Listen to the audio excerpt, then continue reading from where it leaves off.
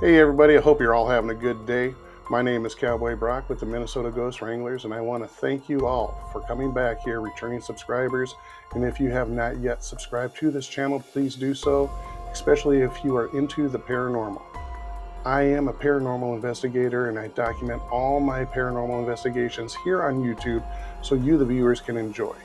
But it's not just about my investigations. I want to hear from you, the viewers. So I want to hear about your ghostly stories, short tales, and your video clips.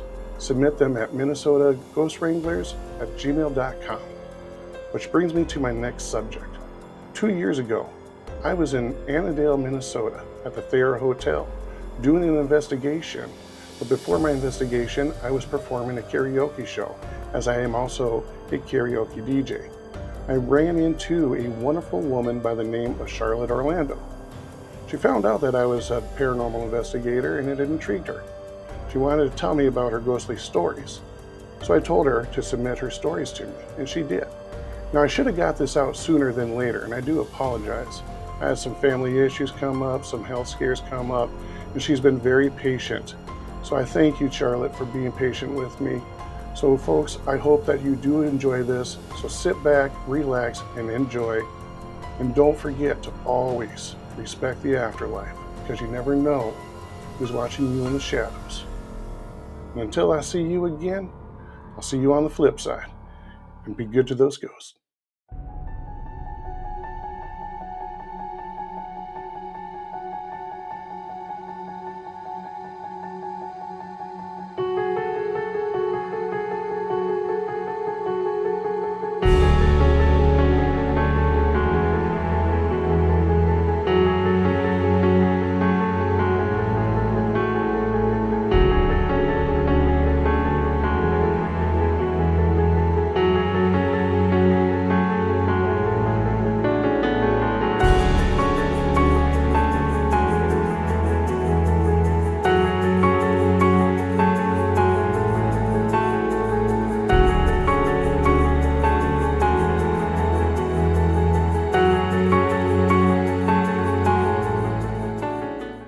Hi Cowboy Brock.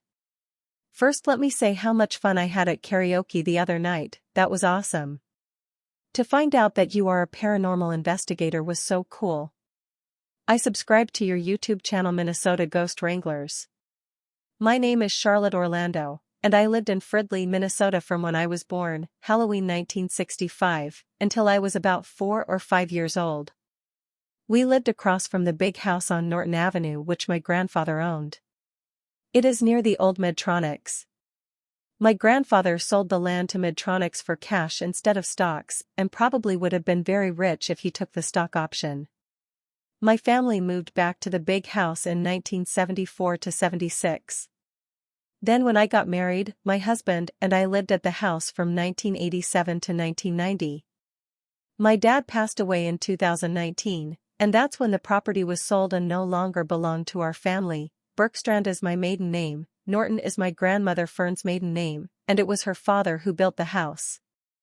I lived in Lino Lakes, Minnesota from 1990 to 2021. My husband died in 2020, and I now live in Kimball, Minnesota just to the west of Annandale, Minnesota. I have had several paranormal experiences. Most recent was the Thayer Hotel in Annandale. Back in October 2023, I stepped on and tripped over the ghost cat that was on the landing as I was coming down the second floor.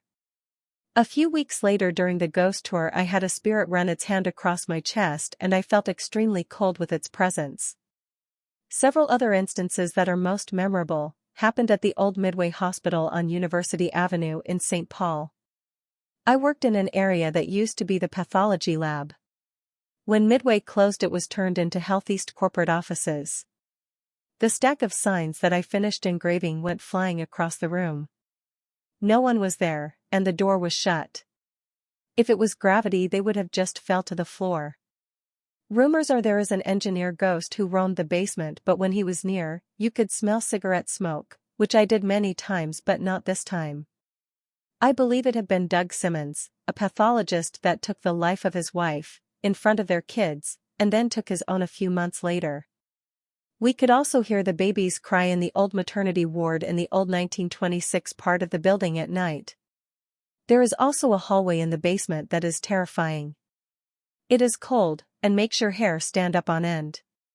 I never went down that hallway alone. I attached a few photos of the big house. The photos for the Midway Hospital are just copied from the web. And the PDF is my story about the signs flying across the room. My great-grandfather, Wade A. Norton, built the big house in Fridley, Minnesota. Not much is known about his wicked past. It's all rumors passed down to me and my sisters. The big house, as our family called it, was laid out like 5 small apartments. Wade had 13 children, and the older children lived there with their families. Several other homes were built for family members, but many are gone now, and townhomes are there. I lived there as a small child in one of the basement apartments. All I could remember is saying Mr. Nobody did it when things were moved, and they thought I did it. We moved away, but when I married in 1987, I moved back with my husband and Mr. Nobody had returned. This spirit would move things in front of the door so when you opened it, the items would spill.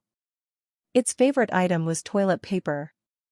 When I moved out, my sister moved in with her husband and their little girl, Julia.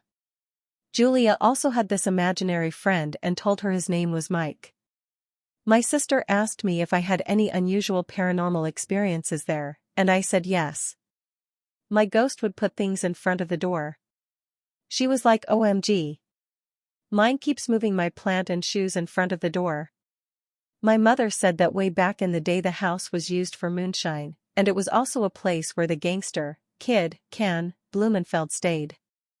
There were ladies of the night there and supposedly a few people disappeared. My mom believed the ghost was a gangster. My dad was very young and had told us about the bad dreams he'd have.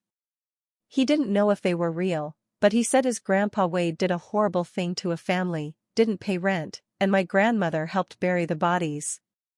My dad would have been 3 or 4 at the time, early 1940s.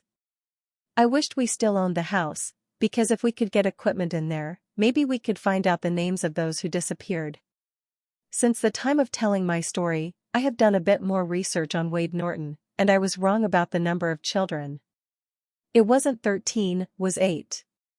There were 4 boys and 4 girls. There may have been a 9th child that died early. My sister said Grandma always said there were 9, but I cannot find any records and neither one of us remembers the 9th name. I also found out some information that the big house was used as a school in 1922. My great-grandparents Wade and Jenny are buried in Hillside Cemetery where you made that Memorial Day investigation special video.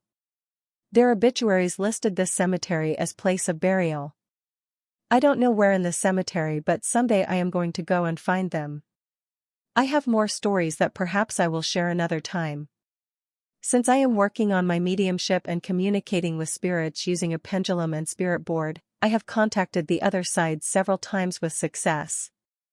If you do paranormal work at the Thayer Hotel, and Papa ever comes up in the investigation, it would be interesting what the spirit was trying to tell me the other night. I'm thinking it could have been just a child asking for their Papa. Thank you for sharing my story. Have a good week. Sincerely, Charlotte Orlando of Kimball, Minnesota.